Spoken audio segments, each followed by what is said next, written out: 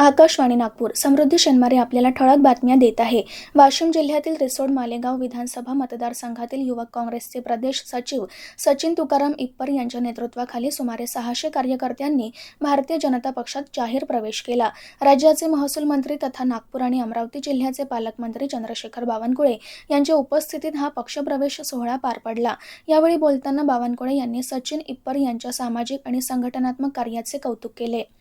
केंद्रीय गृहमंत्री उद्या राज्यसभेत वंदे मातरम गीताला राष्ट्रगानाच्या समकक्ष दर्जा देणारे विधेयक सादर करणार आहेत.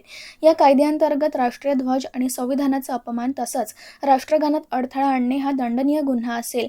हे विधेयक 1971च्या राष्ट्रीय गौरव अपमान प्रतिबंध अधिनियम 1971 मध्ये सुधारणा करणार आहे. या विधेयकाद्वारे वंदे मातरम गीतालाही राष्ट्रगानाप्रमाणेच समान सन्मान देण्याचा उद्देश आहे.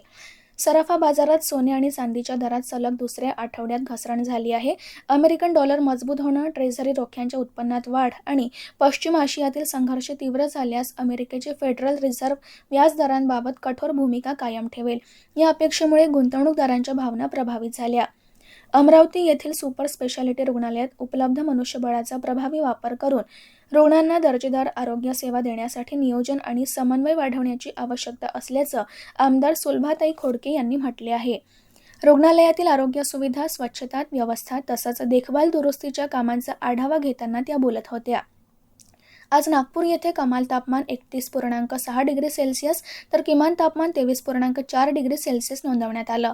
तर सर्वात कमी किमान तापमान वाशिम इथे 21 डिग्री सेल्सिअस नोंदवण्यात आलं. विदर्भातील अमरावती, भंडारा, गोंदिया आणि नागपूर जिल्ह्यात काही ठिकाणी विजांच्या कडकडाटासह वादळाची शक्यता हवामान विभागानं वर्तवली आहे.